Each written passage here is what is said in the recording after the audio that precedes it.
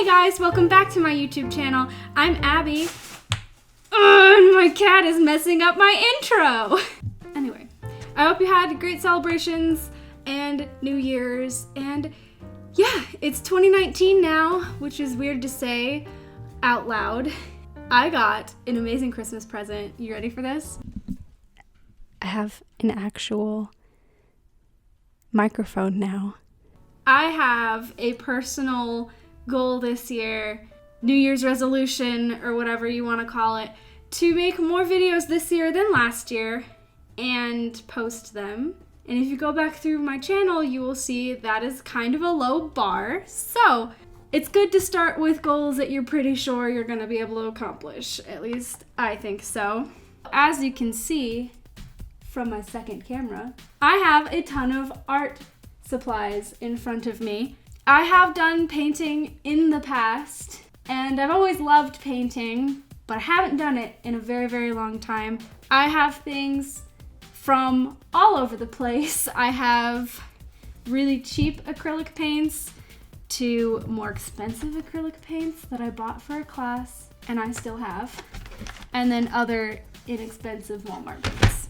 I also have two different size canvases. I have the 8x10 and I have these tiny little squares. I think they're like 1.5 or 2 inches by 2 inches.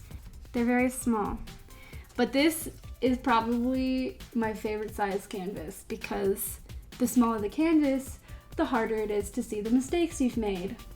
I'm no Bob Ross at all. My painting takes a lot longer than an 8-minute tutorial in real time. It might be 8 minutes, but let me tell you right now, it will be severely edited down. So I have decided to go with the bigger canvas, the 8x10, and the picture that I'm gonna do is of a waterfall. Some people might recognize this waterfall. So when I do paintings, I start with a reference picture. Right now I'm just basically drawing out the vague shapes. So now comes the point when I should have a thing to mix paint onto. Okay, water by electronics. There we go. I might go with the non-expensive ones. I'm gonna start with the furthermost part, I think. How have you guys been, honestly? How are things going? I did travel over the vacation to see my family, and it was very nice. I loved seeing them.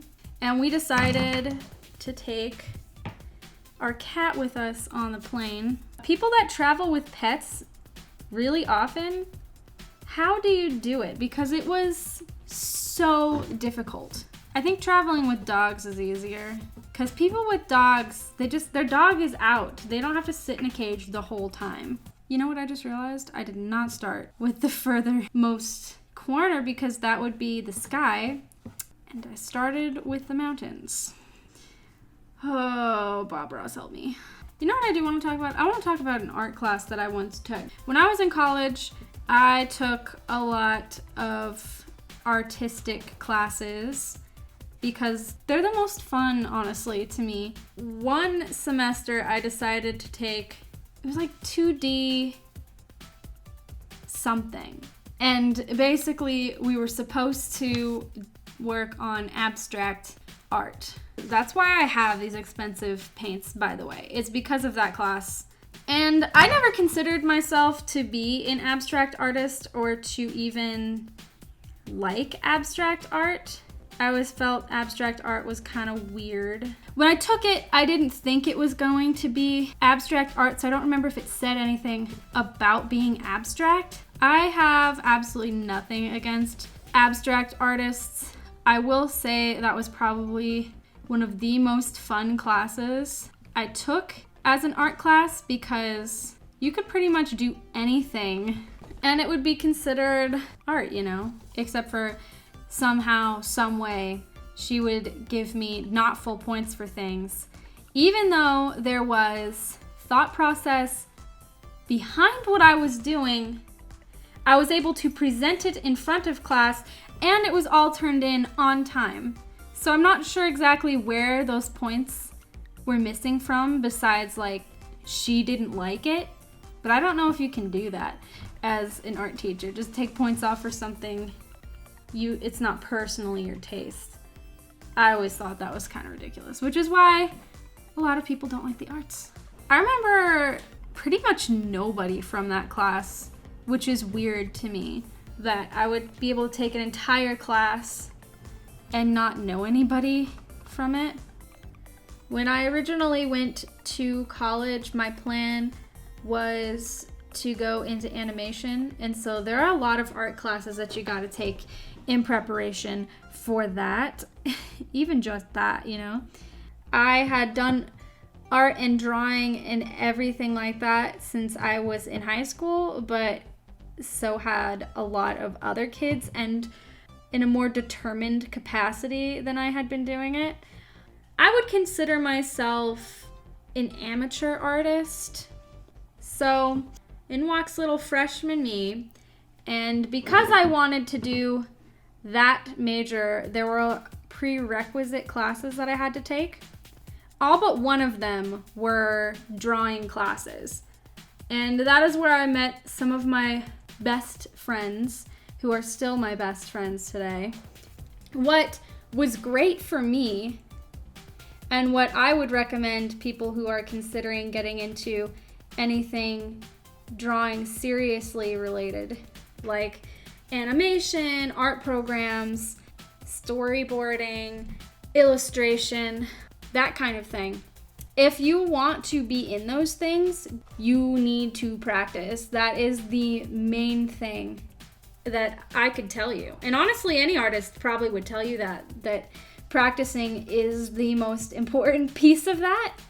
The way that they had us practice was we were supposed to fill out 6 or 7 pages of these sketchbooks. I was taking 2 classes during the same semester, which, by the way, a counselor had warned me against doing. I didn't listen to them because I thought I knew better. I took 2 classes at the same time, and I had to do 13 pages of drawings per week, which is a lot. I don't necessarily recommend that many pages, but I do recommend drawing a lot and giving yourself goals for how much you're gonna draw.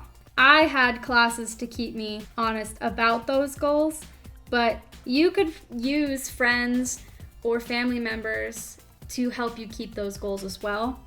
And I think that's just the case with any art form, is to push yourself to just create.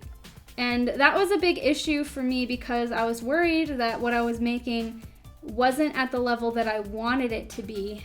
I saw so many other amazing artists and I felt really ashamed that my stuff was terrible. But what I didn't see was all of the practice that those artists had put in to get to the point that they were at. That's something I kept learning all through college too, because when it came to the major that I did end up in, it was this fight for just constant creation so that you could practice your craft. Because without practice, you're just not going to get anywhere. Some of it is natural talent, sure, but most of it is not. I learned a lot about my own art style, and it just didn't fit in with everybody else's in the major. Because let me tell you, it was geared towards a certain art style, and it just wasn't one that fit with me. I tried to learn how to draw that way when I was applying for the major, but it's not my art style. And if I had my sketchbooks, okay, I have them, but I don't want to show you because they're still really embarrassing. In those sketchbooks, you would see, though, the amount of growth that I was able to make in just a couple semesters because of the constant practice that I was sort of forced to do.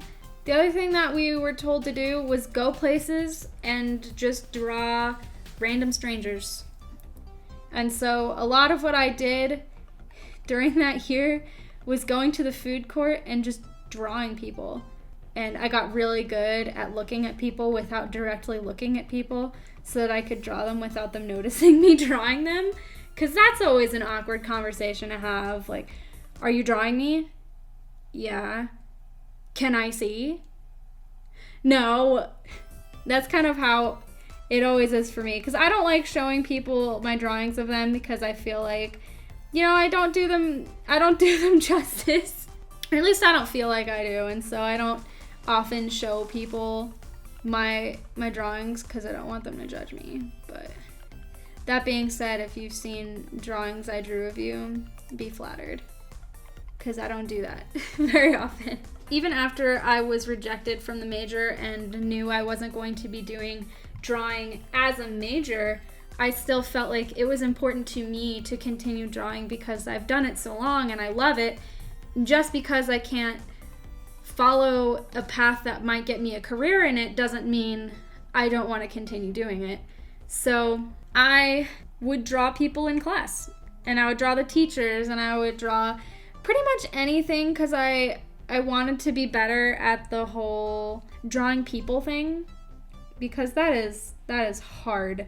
It's just important that you continue to do things you love even if you're not going to get paid for it.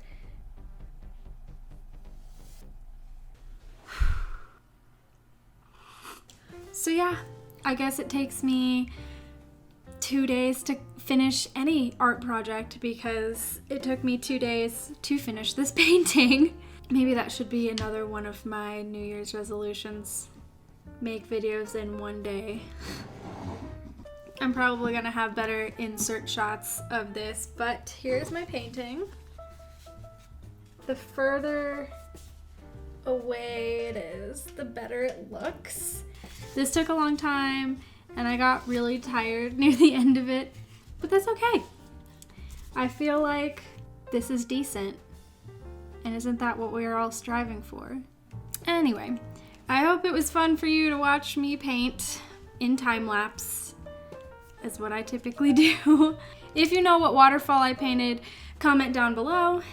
Anyway, it was a fun way to spend a couple days doing some relaxing painting. So that's it for this video. I will see you guys all in the next one. Bye.